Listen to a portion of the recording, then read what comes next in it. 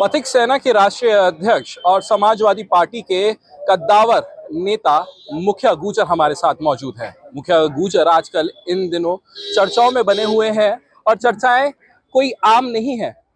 चर्चाएं ये है कि एक कार्यक्रम करना था, उसकी परमिशन नहीं मिलती है, उसके बावजूद भी माल्य अर्पण करके उस कार्यक्रम को थोड़ा सा ही करा हो लेकिन करा जरूर और उसे अमली जामा पहनाया गया। हमारे साथ मुखिया गुजर है। मुखिया जी, पूरा रोका गया आपको लेकिन आप भी टस से मस नहीं हुए और उसके बाद पूरा तरीके से कार्यक्रम को आगे बढ़ाया। वो एक्सपीरियंस था ना, मेरा पुराना जीवन बीत गया ना। अब यही काम करते करते मेरी तो शायद हाथों की लकीरों में यही लिखा है, संघर्ष कि लड़ते लड़ते मर जाऊंगा। हाँ, बस यही है। हाँ, क्योंकि मुझ पे अन्याय और अत्याचार बर्दाश्त नहीं होता। और यहाँ महाभ्रष्ट और ये लोग अत्याचारी हैं जो सत्ता में बैठ गए, सामंती लोग, तो फिर दमन और उत्पीड़न तो इनके शासन का हिस्सा है। इसलिए मैं कहाँ रुक पाता हूँ इन लोगों से। लेकिन आपको क्या लगता है कि आपको परमिशन क्यों नहीं दी गई? भाई, हमें परमिशन इसलिए नहीं दी गई कि हमारी आवाज वहां तक ऊपर तक पहुंचाने वाला चारों लोकतंत्र के चारों स्तंभों में हमारा कहीं कोई है नहीं जो हमारी आवाज ऊपर तक पहुंचा दे। अब हम सड़क के राजा मगर जरूर हैं, तो वो सड़क के हम योद्धा, उसमें हम किससे मार खाते नहीं। परमिशन दो कागज का टुकड़ा नहीं मिलेगा तो क्या मैं अपने महापुरुष, अपने पूर्वज को श्रद्धांजलि अर्पित नहीं करूंगा? थोड़े में ज्यादा स्वाद ये तो है इसकी खास बात। वाओ मामा, क्या स्वाद है। अरे मेरे राजा, लगाओ मुकदमे। मुकदमे तो गहना है मुखिया गुजर के लिए, ये तो जेवर है मेरे। लगाते रहो। बस ये है कि मैं आपराधिक नहीं हूँ, क्रिमिनल नहीं हूँ। मुझ पर बदनाम करने की कोशिश करी गई कि भाई ये ऐसे मुकदमे वैसे। मुझ पर कोई गलत मुकदमा नहीं है। जितने भी हैं सब राजनीतिक और षड्यंत्र के तहत लगाए गए हैं। इसलिए मैं डरता नहीं। भाई, चुनाव लड़ा मैं वहां अमरोहा, तो मैं वहां के भी आचार संहिता का उल्लंघन, कि भाई वो कोरोना महामारी के अधिनियम, तो वो सरकार उसी पे आ जाता है कि आपके ऊपर कितने मुकदमे अब तक दर्ज किए गए, क्योंकि आपका काफी लंबा करियर है। पहले ज्यादा थे, अब खत्म हो लिए। अब तो सिर्फ मुझ पे मुश्किल से 8-9 मुकदमे होंगे, और वो भी ऐसे हैं जैसे वहाँ अमरोहा में मेरे आचार संहिता का उल्लंघन है। बागपत में बूथ कैप्चरिंग का था। मैं लोकसभा का चुनाव लड़ा हूँ 2 बार मेरठ से, तो वो लगा था। कौन कौन से साल में लगे हुए, ये थोड़ा सा डिटेल बताइए, जो जनता आपको अच्छे से जान जाए कि आपने ये कार्यक्रम करा, आपके साथ ये हुआ और आपने यहाँ है चुनाव लड़ा। ये थोड़ा सा हम दिखाना चाहते हैं आपको। उसके लिए इतना समय नहीं हो पाएगा आपके यहाँ। इतनी बड़ी जर्नी है, होश संभालती पैरों पे खड़ा हो गया था मैं। यानी कि जब मैं 21-22 साल का था, जब तो मैं पार्लियामेंट पे भैंस लेके चढ़ गया था। अब बताओ, ये 1993 की बात है, और 14 अप्रैल 1993 में वन गुजरों के लिए हमने वहां पार्लियामेंट पे चढ़े, और 21 मार्च 1994 को मैंने भैंस बांध दी। पहली विधानसभा गठित हुई दिल्ली की, तो वहां दिल्ली के पशुपालकों को हमने रोजगार बचाया। फिर उसके बाद मैंने गोबर, नीदरलैंड से गोबर आया तो हो रहा था, वो 17 सितंबर 1994 की बात है। पार्लियामेंट पे मैंने 50 पैसा बुग्गे में गोबर भर के पहुंच गया, तो इंटरनेशनल मुझे अमेरिका के अखबार में मेरा इंटरव्यू छपा, तो वाशिंगटन पोस्ट में। तो ये सब करते करते मैं लड़ता मरता रहा। राजस्थान में मैंने बहुत लड़ाइयाँ लड़ी, पथिक जी के वहाँ बुलंदशहर में लड़ाइयाँ लड़ी, उनकी मूर्ति स्थापना, उसके द्वार बनाने को लेकर। फिर मैं किसानों के आंदोलन में कूदा। फिर मुझे माननीय नेता मुलायम सिंह यादव जी ने मेरे को 25 साल की उम्र में 2 लोकसभा का चुनाव लड़ाया बागपत से। पहले मुकदमे का उद्घाटन मेरा चुनाव के दौरान होता, बूथ कैप्चरिंग का, 1996 में। 29 साल बीत गए, गवाह मर गए। जिन्होंने मुकदमा लगाया वो भी चले गए, आदरणीय अजीत चौधरी, अजीत सिंह जी, पर मेरे मुकदमे खत्म नहीं हुए। ये कहानी है। 5 थे, अब 2 रह गए वो बूथ कैप्चरिंग के। उसके बाद दिल्ली में जो फिर दौर चला है डेयरी आंदोलन, वो फिर खत्म हो गए अब सब। वो तो डेयरी आंदोलन के, उनका क्या जिक्र करना। फिर मेरा यहाँ हुआ 2 दिसंबर 1999 को, वहां अपराध के खिलाफ मैंने पंचायत करी थी पुलिस चौकी के पास, बनतड़ा गाजियाबाद में। तो पुलिस चौकी फूंक डाली लोगों ने, लेकिन हम लीड कर रहे थे, मुकदमा हमारे खिलाफ लगा, वो मेरा चल रहा है। एक रेल रोकने का चल रहा है वहां, पटरी निकल गई थी, उसमें क्या हुआ था? हाँ, पटरी तो वहां उखाड़ी थी राजस्थान में 3 सितंबर 2006 को। ओहो, चलते चलते मैं पता ना क्या कर दूं, लेकिन मैं अपराध नहीं कर सकता, क्राइम नहीं कर सकता। बाकी ये जो गुंडे, ये जो शासन की सह पर प्रशासन गुंडे करता है, इन्हें तो मैं मिनटों में ठीक कर लेता हूँ। ये तो कानूनी जुर्म है, लेकिन अगर काहे का जुर्म है? मतलब इनको लाइसेंस मिला हुआ है, इनको किसी का दमन करने का लाइसेंस मिला हुआ है, फिर जुर्म है तो लगाओ मुकदमे, क्या हो गया? अरे यार, मैं अमर होके आया हूँ, जाना जब भी है तो इनकी ठोकाई पिटाई ढंग से करके तो जाऊं। तो वही तो आप कह रहे हैं कि मैं कानून को अपराध नहीं करता हूँ, तो ये कौन सा अपराध? अरे यार, ये क्राइम है। ठुकाई पिटाई क्या होती है? मैं क्रांतिकारी, मैं भगत सिंह का वो हूँ अनुयायी, चंद्रशेखर का नहीं आई हूँ, तो मैं क्या करूं ये बताना जरा। तो मैं इनसे भिड़ूंगा नहीं तो और क्या होगा भाई? इन्हें कौन सा, मुझे आप ये बताइए, इनको लाइसेंस मिला हुआ कि तुम किसी का दमन करो, उत्पीड़न करो? क्या ये झूठे मुकदमे नहीं लगाते? ये बताइए, ये जो रोज हमारे यहाँ दिव्यांगों की संख्या बढ़ती जा रही है उत्तर प्रदेश में, है, ये किसी को भी उठाते हैं पैर में गोली मार दे तो एक दिव्यांग पहुंच गया वहां। पहले दिव्यांगों की 42 लाख आबादी थी कुल उत्तर प्रदेश के अंदर, और आज 65 लाख है। लेकिन वो तो अपराधी होते हैं ना उनकी नजर में। ओहो, मैं ये तो कह रहा हूँ, तो ये दिव्यांगों की संख्या तो अपराधों की संख्या, चाहे कोई कुछ भी करे पैर में गोली, ये भगवान के भाई हैं कि जो इनके उन पर फायर करा, ये बच गए। अगर असली एनकाउंटर होता तो उसमें पुलिस वाले नुकसान होता है। तो मतलब ये एनकाउंटर जो हो रहे हैं, आप कह रहे हैं कि कहीं ना कहीं गलत है। मतलब जो जो कोर अपराधी है उसको मारो, लेकिन जरा से किसी भी बात पर आप किसी को गोली मार रहे हो, ये गलत है। तो मैं इसके लिए विरोध करता हूँ, मतलब गलत बात का विरोध करता हूँ। मैं कहना ये चाह रहा हूँ। अब आप चुनाव की तैयारी कर रहे हैं? चुनाव नहीं लड़ूंगा तो फिर यहाँ इन लोगों के लिए आवाज कौन बुलंद करेगा? जहाँ नीतियां बनती हैं, जहाँ कार्यक्रम बनते हैं, वहाँ हम जैसे लोग नहीं जाएंगे तो क्या हम सड़कों पे इन लोगों की लाठियां खाने के लिए पैदा हुए हैं? तो चुनाव लड़ूंगा, मेरे नेता मुझे लड़ाएंगे, माननीय प्रोफेसर साहब जी और माननीय अखिलेश यादव जी, चाचा शिवपाल जी से बात हुई है, तो मैं चुनाव की तैयारी कर रहा हूँ। कहाँ से कर रहे हैं? मैं क्रांति धरा से भी लड़ सकता हूँ और मीरापुर से भी लड़ सकता हूँ। क्रांति के मीरापुर में बंसी बजा सकता हूँ, क्रांति धरा पर क्रांति कर सकता हूँ। अच्छा, तो सबका आपने सजेस्ट कर रखा है कि यहाँ पे अगर मीरापुर जाऊंगा तो वहाँ बंसी बजाऊंगा, यहाँ आऊंगा तो क्रांति करूंगा। ये क्रांति धरा है ना, तो ये है। तो यहाँ पे विधानसभा तो साथ है, कौन सी विधानसभा से? नहीं, मेरी तो दक्षिण है, फिर दक्षिण से अगर मेरे नेता मुझे लड़ा देंगे, पार्टी लड़ा देगी, तो दक्षिण में मेरी तैयारी चल रही है। अच्छा, दक्षिण से। वहाँ तो 2 बार से विधायक हैं और मंत्री भी हैं, सोमेंद्र ऊर्जा तोमर प्राप्त है। लोग तो उनको कैसे हराएंगे? लोग दर्जा प्राप्त होते हैं, ये ऊर्जा प्राप्त है, तो इनकी ऊर्जा लग तो रही है समाज के दमन में ही। अच्छा, ये जो हमारे ऊपर दमन हो रहा है उसमें भी तो इन्हीं का हाथ है। कैसे? मेरे ऊपर जो मुकदमा लगवाया वो इन्होंने तो लगवाया, आईजी से कह करके फोन करा इंस्पेक्टर को। ये जो झूठा जो कब्रिस्तान चिल्ला रहे हो, आप जाके रिपोर्टिंग करके तो आओ, उस कब्रिस्तान है कहाँ वो? अगर कोई वहां कब्रिस्तान साबित कर दे तो पूरे जीवन संन्यास ले लूंगा राजनीति से। जाके प्लॉट देख करके तो आओ, मेरा खसरा नंबर 1464 है, मैंने ले रखा है, इसकी तरह हड़पे नहीं है। मैं तो अपना टेक्निकल तरीके से बहुत छोटी उम्र से ही तो मैं वो भरता चला रहा हूँ, रिटर्न, हाँ, इनकम टैक्स और ये सारा टेक्निकल बहुत हूँ। मैं थोड़ा देखने में लुकवाई जैसा लगता हूँ, लेकिन मैं बहुत टेक्निकल आदमी हूँ, तो इसलिए जो मैं डरता नहीं किससे, तो इसलिए इनका इलाज सबका होएगा।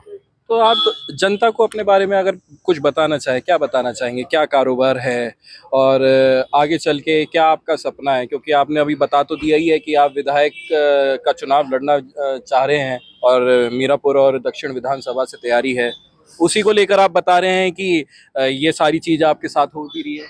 ये इसी वजह से तो मुकदमे जो अब यहाँ लगने शुरू हुए या पुलिस जो दमन कर रही है, ये सिर्फ इसलिए तो कर रही है कि क्रांति धरा से दूर रखो। अब मैं क्रांतिकारियों को आदर्श मान के आया, अब मैं उससे क्रांति धरा से दूर चला जाऊंगा तो अन्याय अत्याचार के खिलाफ आवाज कौन उठाएगा?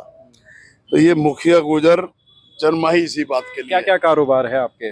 मेरे कारोबार है, मेरे स्कूल कॉलेज हैं दिल्ली में, नोएडा में, ग्रेटर नोएडा में मेरी अपनी बिल्डिंग हैं, किराया आता है, मेरी अपनी जमीन है अच्छी खासी, और भगवान ने बड़ा दिल दिमाग बहुत पवित्र दिया है, किसी के लिए गलत नहीं सोचता, कभी कोई जातीय रूप से वैमनस्यता नहीं फैलाता, न मजहब में किसी के, न अमीर और गरीब का, मुझे फर्क ही नहीं पड़ता कुछ, सबको बराबर मानता हूँ और सबका ही बराबर का सम्मान का अधिकार है इस देश दुनिया में।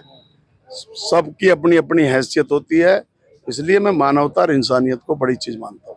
लेकिन विवादों से आपका हमेशा नाता रहा है। कभी आपकी किसी को डांटते हुए वीडियो वायरल हो जाती है, तो कभी अभी बिल्कुल हाल ही की अगर बात करें तो 2 दिन पहले की आपकी, मतलब कल की ही एक तरीके से माने तो वीडियो है कि आप कह रहे हैं कि सड़कें लाल कर देंगे। भाई एक बात बताइए आप, जब मैंने आप यहाँ अपने पूर्वज गुर्जर प्रतिहार सम्राट मीर भोज जी की जयंती मनाने के लिए आवेदन दिया कि अनुमति प्रदान की जाए।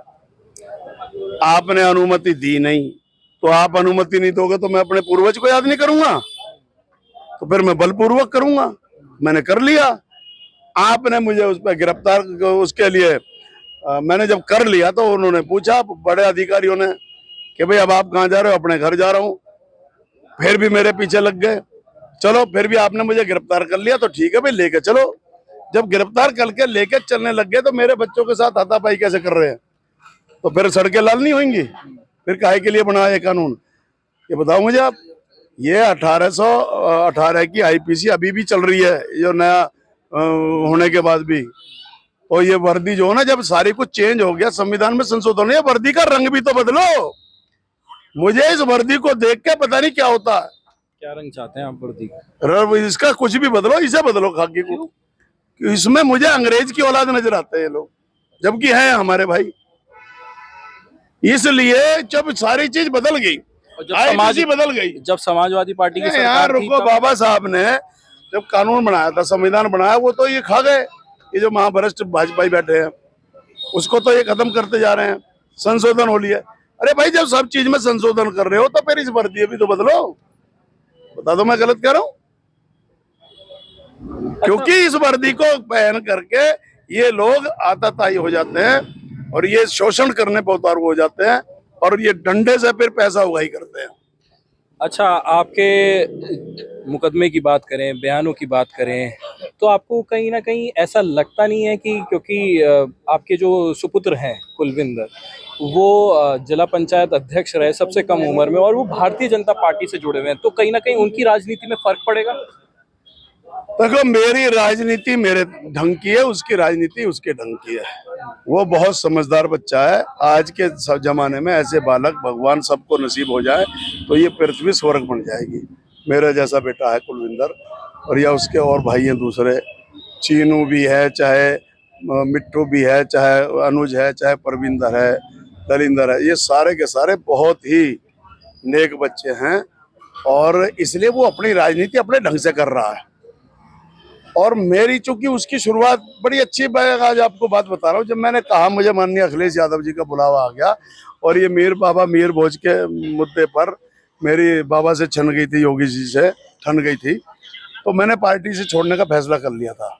बहुत चला विवाद, तो मैंने कहा भाई मैं तो अब अपने घर जा रहा हूँ, मेरे नेता ने बुला लिया, तो तू बता। तो कुलविंदर का जवाब बहुत बढ़िया था। उसने कहा अपनी मम्मी को अलग ले जाके, मम्मी पापा से कह दो इनका जन्म जिस पार्टी में हुआ, ये जिस घर में हुआ, ये अपने घर जा रहे हैं, और मेरा जन्म जिस घर में हुआ ये बीबीपी के द्वारा आया, सुनील बंसल जी का शिष्य है, तो जो कि मेरा जिस घर में जन्म हुआ मैं वहां रहना चाहता हूँ, मैं बालिग हो गया हूँ। मैंने कहा ठीक है, मैंने इसको कहा तू ठीक। अब वो कर रहा, कल भी अचानक अपने आप आया। उस पर यह बर्दाश्त नहीं हुआ कि मेरे पापा के साथ मैं जिस पार्टी में रहूं उसके द्वारा अत्याचार हो जाए, मैं देखूं। ये खून का असर है। हम लोग कोई अपराधी, हम नहीं क्रिमिनल, हम नहीं 2 नंबर का काम नहीं करते, ईडी पीडी सब क्या, हम ना डरते इनसे, क्योंकि गलत काम कुछ है ही नहीं। खेती बाड़ी का काम है और अपना और काम है, सब 1 नंबर के हैं। लेकिन आप अपने ईमान के लिए इतना पक्का है, लेकिन आपने कहा कि मजबूरी में मेरे को धर्म परिवर्तन भी करना पड़ सकता है। वो परिस्थितियों के हिसाब से मेरे मुंह से मैंने बोला, वो ये था कि मैं बाबा साहब को भी पढ़ा है, मैंने मानता हूँ। जब ये हमारा जो मजहब है ना, इसमें धर्म जो है, इसके हिसाब में इसमें कुछ त्रुटियां ऐसी हैं कि जिसमें अत्याचार या उत्पीड़न, दमन या उपेक्षा या इस तरीके की घटनाएं होती हैं, तो ये लोग सब मूक दर्शक बन के देखते हैं। जब ये जो शासक है ना, जब ये शोषण करते हैं ना, दमन करते हैं, तो उसमें भेदभाव झलकता है। तो इसलिए मैंने कह दिया था क्रिया की प्रतिक्रिया के तहत, मतलब ऐसा कुछ है नहीं। वो तो मैंने अखिलेश यादव जी ने अभी गुर्जर समाज के साथ दिल्ली में बैठक करी है, तो उसमें क्या रहा है, क्या महत्वपूर्ण पॉइंट उन्होंने दिए हैं? देखो, माननीय अखिलेश यादव जी जैसा तो देश में नेता नहीं आज, और माननीय मुलायम सिंह यादव जैसा पूरी दुनिया में नेता नहीं। और हम कई एंगलों से हम देखो तो हमारी और उनकी बिरादरी एक ही है। अच्छा, अहीर और गुजर में कोई अंतर है ही नहीं। अगर अंतर होता तो फिर राधा जी कृष्ण जी के बराबर में क्यों खड़ी हो जाती? अगर अंतर होता तो फिर वासुदेव जी कृष्ण जी को नंद बाबा की गोद में क्यों छोड़ जाते? फिर यशोदा मैया क्यों पूरे जीवन उसका लालन पालन करके और उसकी माँ का रूप वो धारण करती? ये सब गुजर थे, तो इसलिए कोई फर्क नहीं है। तो ये अखिलेश जी और उनकी पार्टी, हमारी पार्टी समाजवादी है, माननीय नेताजी ने गुजर समाज को बहुत सम्मान दिया, वो तो हम उनके सम्मान का लाज नहीं रख पाए, तो उसकी भरपाई करने का काम हम कर रहे हैं। अब अखिलेश जी ने फिर एक बार लाइन खींची है कि नई पौध आओ, सबसे ज्यादा टिकट लेके जाओ। नई पौध मतलब युवाओं को, नए युवा निकल के आओ समाज में से। और दो के भाव में नेता उनका क्या होगा फिर? वरिष्ठ नेता कहाँ है? वरिष्ठ नेता मैं हूँ, मैं लड़ रहा हूँ। और कौन है वरिष्ठ नेता? मुझसे पुराना बताओ। समाजवादी में कोई भी नहीं है। पहला समाजवादी पार्टी लोकसभा का चुनाव लड़ी, वो मुखिया गुजर बैठा आपके सामने। मुझसे बड़ा वरिष्ठ कौन है गुजरों में समाजवादी पार्टी में? जरा नाम गिनवाओ। पहले थे माननीय रामशरण दास जी थे, चौधरी यशपाल जी थे, चौधरी वीरेंद्र सिंह थे, वो तो सब चले गए। अच्छा, अभी पूजा पाल आपकी पार्टी की विधायक हैं, उनको हटा दिया गया, समाजवादी पार्टी से ही हटा दिया गया। और मतलब बात सिर्फ इतनी थी, उन्होंने मुख्यमंत्री योगी आदित्यनाथ की तारीफ कर दी थी। तो खाओ यहाँ और गाओ कहीं और, तो ये बर्दाश्त हो जाएगा? यानी कि सदन में तो हम पहुंचाए आपको, ठीक है, अत्याचार उत्पीड़न आपका हुआ तो उस पर सहयोग हम करें, और आप गीत किसी और के गाओगे। लोग फिर वो विहिप जारी हुआ, उसके बाद वो जो राज्यसभा में आप जो है क्रॉस वोटिंग करोगे, तो ये सारी चीजें बर्दाश्त हो जाएंगी? पार्टी नहीं चलानी क्या हमें? ये बताओ। आखिरी सवाल, पूजा पाल को हटाया, उसके बाद भारतीय जनता पार्टी आपके खिलाफ बोलने लगी, मतलब आपकी पार्टी के खिलाफ बोलने लगी कि पीडीए का सम्मान नहीं करते हैं, पीडीए के नाम पर ये एक तरीके से अत्याचार ही कर रहे हैं। काहे में अत्याचार कर दिया? वो अच्छी खासी जो है राजू के बाद 2 साल बाद ही उन्हें शादी कर ली। वो शादीशुदा अपने पति के साथ, वर्मा के साथ रह रही है। पहले पाल के साथ थी, अब वर्मा के साथ है। वो काहे में दुखी है? काहे में अत्याचार कर दिया उसका? उसके तो मजे आ गए, पैसे वहां से भी ले लिए, वहां से भी ले लिए, बात खत्म होगी। तो वो तो और मजबूत होगी पीडीए परिवार की। भाई आप ये बताओ, हम विपक्ष में वहां परेशानी में थी, अब सत्ता में बैठ गई तो हलवा माँ भी खाएगी, तो बताइए उत्पीड़न हो रहा है उसका?